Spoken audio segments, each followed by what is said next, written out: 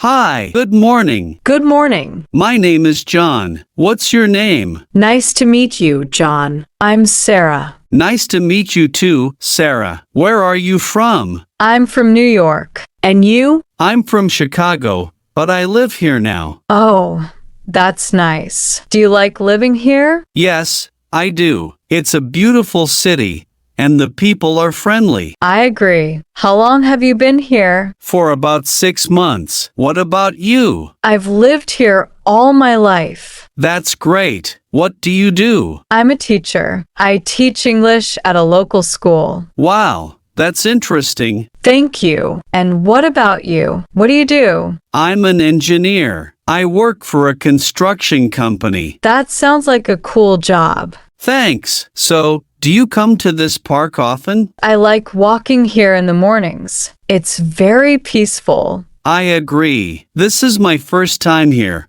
but I think I'll come back. You should. Well, it was nice talking to you, John. You too, Sarah. Have a great day. Thanks, you too. Bye. Bye.